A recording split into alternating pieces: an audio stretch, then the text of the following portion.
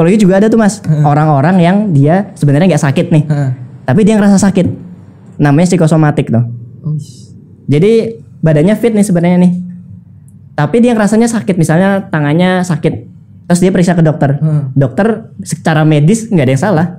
Jadi setiap podcast tuh ada tuh kayak pertanyaan yang paling powerful, yang orang lain tuh sangat ditunggu-tunggu. Apa itu? Mana kameranya?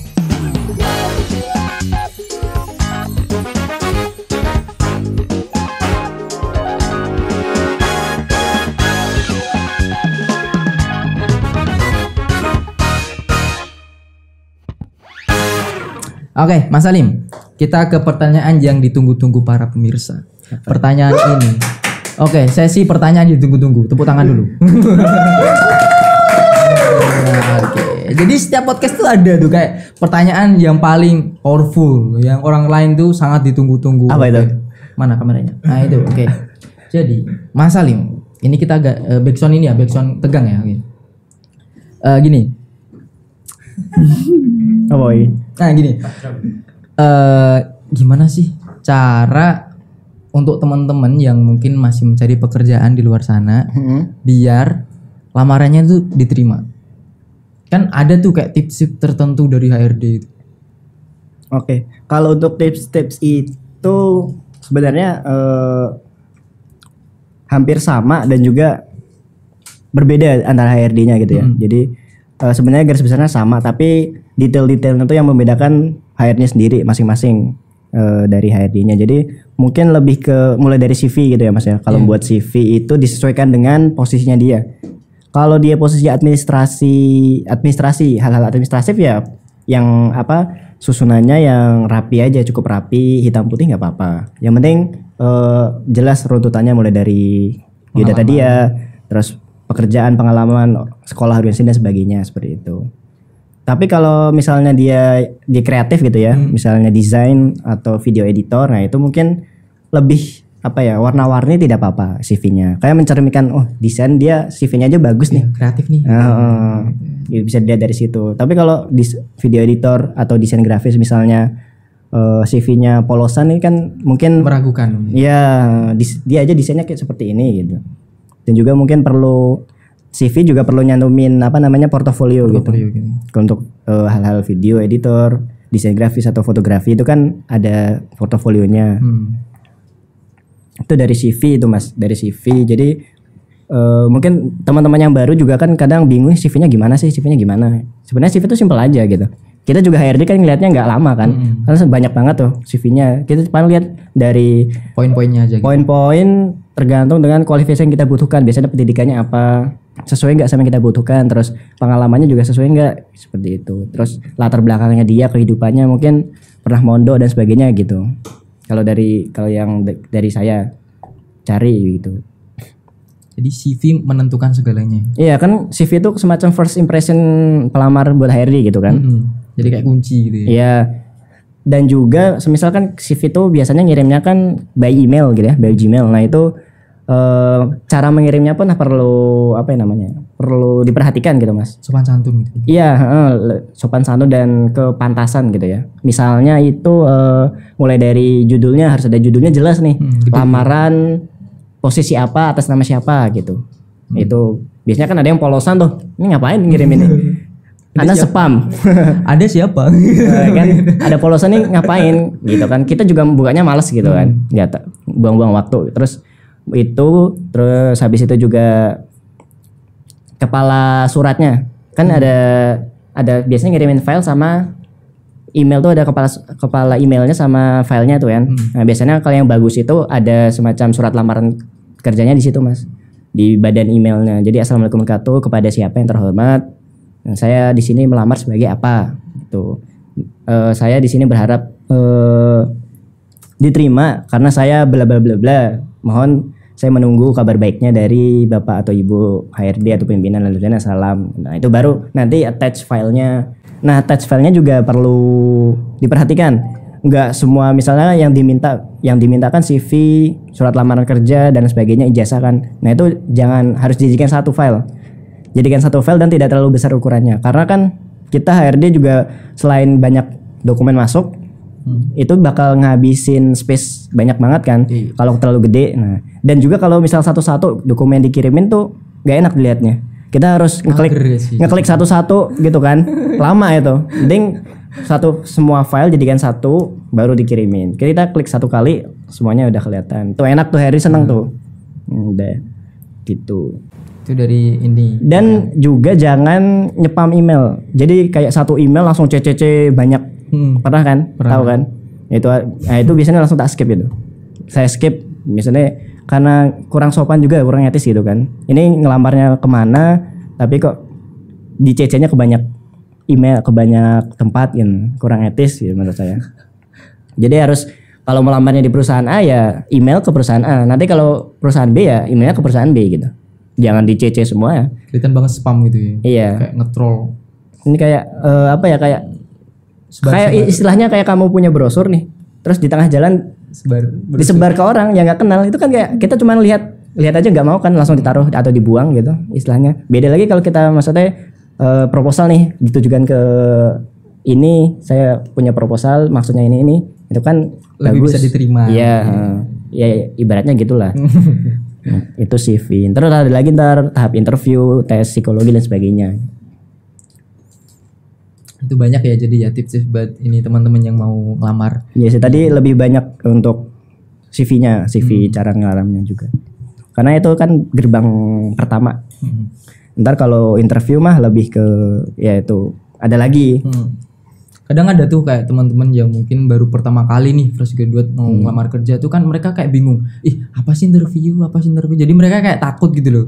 Kira-kira ada gak sih tips biar mereka gak gugup waktu interview gitu? Nyiapin daftar pertanyaan, mungkin bisa di search gitu di Google ya. Dia yang pertama tentu aja harus paham nih dia ngelamar posisi apa.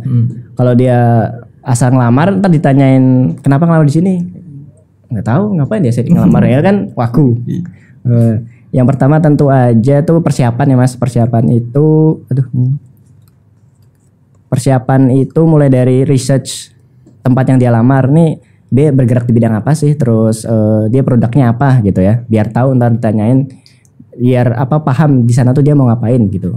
Itu research perusahaannya. Terus daftar pertanyaan yang paling sering ditanyakan di HR itu banyak banget tuh, silahkan di Google. Ada ya template-nya gitu ya?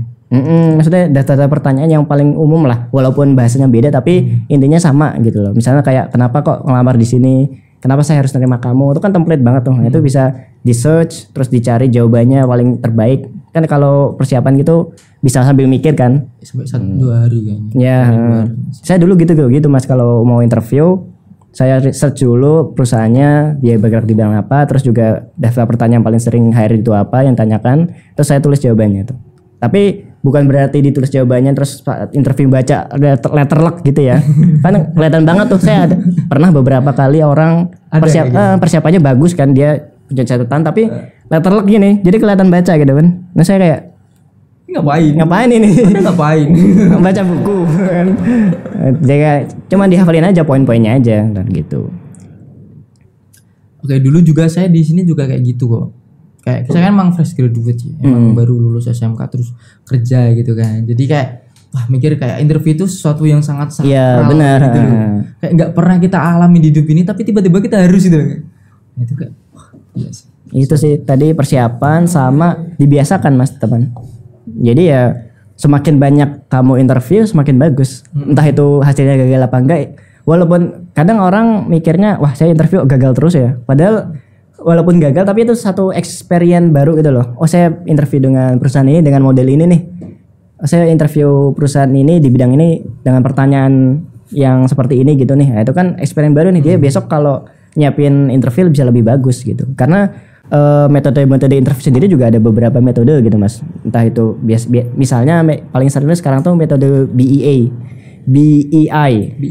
Behavioral Event Interview. Jadi itu lo based on masa lalu, based on perilaku. Jadi pertanyaan lebih ke pengalaman dia. Dulu pernah di posisi ini enggak? Pernah. Dulu pas menghadapi masalah ini apa yang dilakukan? Jadi keywordnya tuh dulu. Oh iya. Nyarinya bukti valid. Kamu pernah ngerjain ini? Pernah. Buktinya apa? Ini. Jadi nanti dikejar terus sama HRD.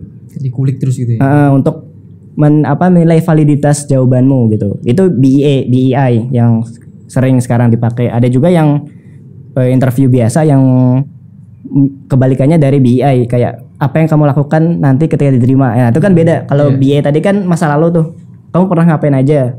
Nah sekarang ada satu lagi kebalikannya, itu apa yang akan kamu lakukan, itu akan lebih ke masa depan gitu. Jadi itu nanti bisa disesuaikan tuh. Oh pakai BI, oh pakai yang satunya gitu. Banyak ya. Iya gitu, ribet juga sih. Pusing gak sih? Pusing gak kalian? Pusing gak gue? Oke, mungkin ini ada nih pertanyaan yang mungkin aku sendiri pernah ngalamin nih dari pertanyaan HRD, yang mungkin teman-teman ini pernah juga, yang pernah interview pasti pernah ditanya nih, mau minta gaji berapa. Nah itu jawabannya yang tepat gimana tuh? Untuk gaji itu cukup tricky ya. Tricky banget nih. Iya. Makanya tak tanyain ya tricky. Untuk tricky sebenarnya tentu aja yang pertama disesuaikan dengan kebutuhan kita gitu ya. Kebutuhan kita dan kapabilitas diri sendiri nih. Pantas nggak digaji segitu gitu kan. Dengan gaji itu tuh juga selain itu kapasitas diri sendiri juga lebih ke apa namanya? Yayasannya atau organisasinya nih. Organisasi bergerak di bidang profit apa enggak atau non profit nih. Kalau di bidang profit dan udah gede ya boleh minta gaji besar misalnya, atau dengan kapabilitas tentunya yang setara gitu ya. Tapi kalau ketika organisasi non profit ya kerja di sini nggak bisa berharap untuk gede juga gitu. Berarti kayak sadar diri gitu ya. Iya. Kayak ada siapa minta gaji 10 juta. Karena kan benefit tuh bukan cuman gaji ya Mas ya. Karena banyak juga orang-orang yang anak-anak muda yang gaji gede tapi kadang nggak bahagia atau tertekan dan sebagainya. Teman saya ini ada. Nah gitu. Maksudnya benefit tuh nggak cuman gaji doang gitu ya. Ada entah itu tempat kerjanya yang nyaman atau orang-orangnya yang menyenangkan, yang memberikan tempat untuk belajar gitu Mas. Jadi nggak kalau organisasi profit kan dituntut terus nih, ayo profit, kalau nggak target bisa kena hukuman dan sebagainya gitu. Cut. Itu tahu kapabilitas diri sendiri, terus perusahaan yang dilamar. Ya, jadi kan banyak tuh yang pada bingung kayak gitu kan. Waduh, nanti gue ditanyain ini waktu minta gaji berapa gitu kan. Mau minta UMR tapi nggak bisa, terus mau minta di atas UMR juga mungkin kapasitasnya kurang gitu. Jadi jawabannya yang paling tepat itu menyesuaikan dari kebutuhan kita gitu ya mungkin.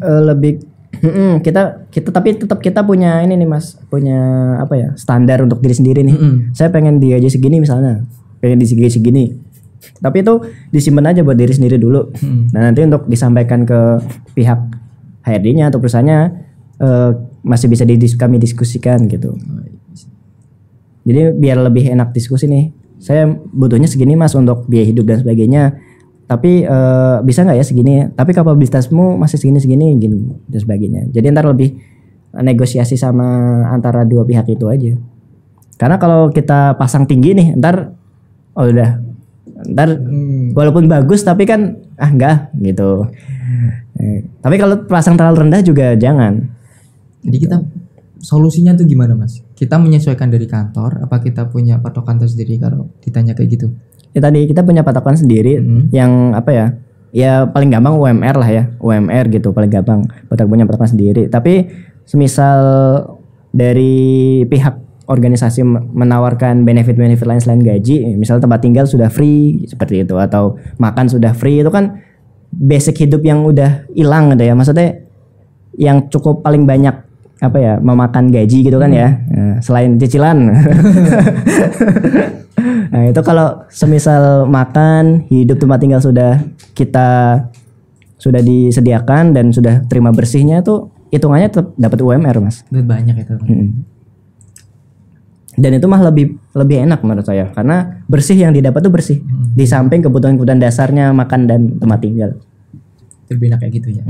Udah nggak usah mikirin makan kan karena anak kos bingung nih, aduh makan apa ya ntar malam. Mikirnya aja scroll GoFood, aduh mahal kan. Aduh harganya 10.000, 5.000 gitu. Kan harus mikir uang, tenaga, waktu kebuang. Nah, mending bareng-bareng terima bersih gitu kan. Iya. Oke, Mas Salim. Ini satu pertanyaan lagi dari pertanyaan terakhir. Mungkin ini kan udah lama nih kita ngomong kayak gini kan. Ini pertanyaan yang mungkin buat Mas Salim sendiri. Sebagai HRD itu pernah gak sih ngerasain stres atau mungkin depresi? Nah, itu depresi itu udah berat loh Mas. Gimana sih cara mengobatinya atau menanggulanginya itu kayak gimana? Tuh. Orang-orang tuh sering mengatakan depresi dengan mudah gitu ya. Padahal depresi itu kategori berat loh. Maksudnya kalau baru sekedar stres tuh bukan depresi, beda kan. Depresi itu udah berat banget gitu. Jadi emang harusnya tuh sebenarnya nggak boleh asal ngomong depresi, dia depresi dan sebagainya, nggak bisa karena harus ada apa ya? Kita punya pedoman kan di psikologi klinis itu pedoman buku. Jadi kalau misalnya Mas Adres ke RSJ atau ke dokter-dokter jiwa tuh pakai jas putih kan, sakunya biasanya ada bukunya tuh, buku panduan kriteria tingkatan. Oh, dia gejalanya ini nih, berarti udah masuk depresi. Oh, dia gejalanya nih belum nih, baru mau. Nah, gitu ada. Jadi sebenarnya kalau ngomongin langsung dia depresi, dia gila, dia udah gigi sebenarnya kurang tepat gitu ya. Tapi kan karena orang-orang masih awam kan, ya jadinya kayak depresi gitu. Banyak teman saya yang depresi. Sebenarnya nggak bisa mengklaim diri sendiri saya depresi nih, nggak bisa. Kalau depresi itu dia sudah tidak fungsi otaknya. Bukan, tidak bisa menjalankan fungsi-fungsi dia keseharian gitu. Jadi fungsi basic itu Mas, misal makan, mandi, minum tuh dia nggak bisa, udah gak ada energinya. Linglung gitu ya jadinya. Jadi ibaratnya gitu ya, kalau orang normal itu kita punya apa ya, api di dalam diri kita, ada api energi gitu ya. Nah orang depresi itu semakin lama dia semakin apinya padam. Nah api-api ini untuk fungsinya kayak kemauan-kemauan untuk memenuhi kebutuhan dasar dia. Jadi dengan api ini kita jadi ngerasa lapar nih, makan yuk makan. Kita mau ngerasa kotor, mandi. Itu orang normal kan. Tapi kalau orang depresi tadi itu apinya padam, energinya habis. Dia walaupun lapar, walaupun ngerasa kotor, nggak bisa makan, nggak bisa mandi, nggak ada energi untuk itu. Jadi fungsi-fungsi dasar dia sebagai manusia tuh nggak jalan. Itu udah masuk depresi. Gejala salah satunya. Gejala depresi. Jadi depresi lebih.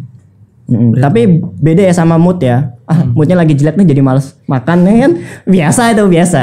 Gue males sih gitu kan. Gue mager banget gak sih kan. Jadi intinya jangan apa ya, asal klaim saya depresi gitu kan, jangan. Ntar malah jadi sugesti.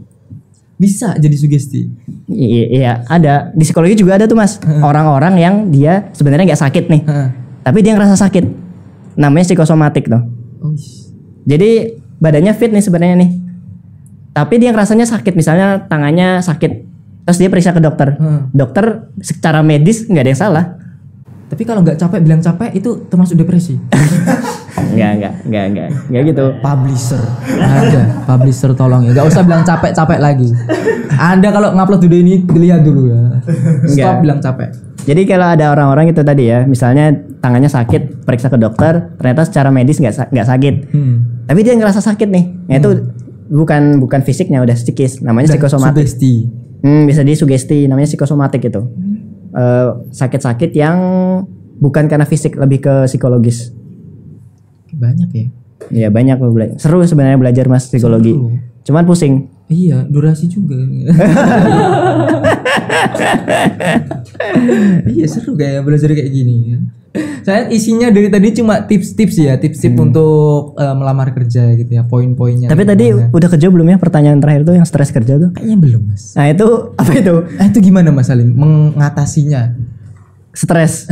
Stres. Saya pribadi gitu ya. Ya kan misalnya ngurusin Mas Abid nih kan, udah kayak mentok udah kan. Stres banget nih ngurusin anak-anaknya. Itu kayak gimana tuh? Untuk misalnya lagi stres ya pasti stres. Kalau saya pribadi ya, kalau stres bukan stres ya Mas, lebih ke capek gitu misalnya ya. Capek. Enggak, kalau maksudnya lagi badan lagi capek tuh kayak semuanya jadi aduh gimana nih, kayak nggak tertata gitu kan. Mumet aja. Lebih ke capek. Jadi mungkin kalau saya istirahat dulu gitu, mungkin lemburnya nggak dulu, tidurnya dilamain gitu. Karena kalau udah seger, kadang orang juga banyaknya gitu, stres tuh gara-gara capek fisiknya ini. Jadi kalau mungkin caranya itu ambil jeda sejenak dari pekerjaan, 1 malam atau 2 malam gitu ya. Healing. Bukan healing sih, lebih ke apa ya, jeda. Jeda, jadi misal udah banyak kerjanya udah lembur nih lama, ngerasa capek badannya mau drop, nah itu silakan istirahat dulu semalam 2 malam. Jadi lebih ke ini I love myself gitu. Lebih ke manage fisiknya, kesehatan fisik ya. Kalau saya pribadi ya Mas ya. Kalau fisik lagi oke, saya diajak lembur, diajak apa ya gas aja. Oke, fisik. Tapi masih muda ya. Kita kan pemuda jompo. Pemuda jompo, boyok jompo, tolong Anda semua. Oh iya sama itu Mas. Kita mumpung masih muda juga perlu itu vitamin D gitu Mas. Kayak matahari, sinar matahari penting banget tuh. Perlu itu Mas. Karena kalau bangun saya tuh seringnya siang. Bukan gitu konsepnya. Menunggu matahari. Nggak pernah subuhan mana? Pernah. Subuhan, subuh. Duha. Subuhan. Subuh kesiangan, subuh kesiangan, duha kepagian. Iya tuh. Masya Allah. Oke, jadi itu ya dari Mas Salim. Banyak banget ilmu yang bisa kita petik, bisa kita kita cerna, bisa kita ambil dari Mas Salim ini sebagai HRD di Al-Fatihah. Mungkin dari teman-teman sendiri yang belum kenal siapa Mas Salim tadi udah dikenalin. Mungkin buat yang mau kepo-kepo lagi tentang Mas Salim bisa dikepoin di kolom komentar ya guys ya. Biar kita bisa menjalin komunikasi yang baik gitu ya. Buzzernya disiapin ya? Buzzernya disiapin. Bisa. Nanti kalian komen aja di bawah gak apa-apa, nanti pasti kita jawab. Kalau mau lebih intens, Al-Fatihah. Lamar kerja biar tahu ya kan siapa Mas Salim. Oke. Jadi kayak gitu dulu Mas Salim untuk podcast kali ini. Mungkin terima kasih banget udah mau hadir di ini podcast, udah mau ngisi keseruan di podcast ini. Terima kasih banget soal ilmunya tentang ilmunya. Iya, makasih juga sama-sama Mas. Saya juga masih belajar juga kita ya, sama-sama belajar. Kita sama-sama belajar. Saya melengkapi lah di Al-Fatihah ini. Jadi intinya nggak ada nih divisi yang paling penting atau divisi paling penting, paling bermanfaat itu nggak ada. Sebenarnya kita semua itu penting. Iya kan? Karena ya kayak Islam itu ya kayak saling kita satu tubuh gitu ya. Kalau satu fungsi nggak jalan ya yang lain ambruk jadinya gitu kayak. Jadi ya buat kalian emang kalau mencari divisi terbaik itu nggak ada. Yang ada itu kita bangun sendiri ya kan? Gimana kita cara menanggapinya gitu mungkin ya guys ya. Oke, mungkin buat kalian yang baru aja mampir di channel ini, terima kasih yang udah mampir. Jangan lupa tinggalkan jejak kalian di video ini, kayak like atau komen atau subscribe mungkin ya Mas Salim ya. Oke kayak gitu. Oke teman-teman, terima kasih banyak. Kita minta maaf kalau mungkin ada tutur kata kami yang salah di video ini. Kami minta maaf. See you next time and goodbye.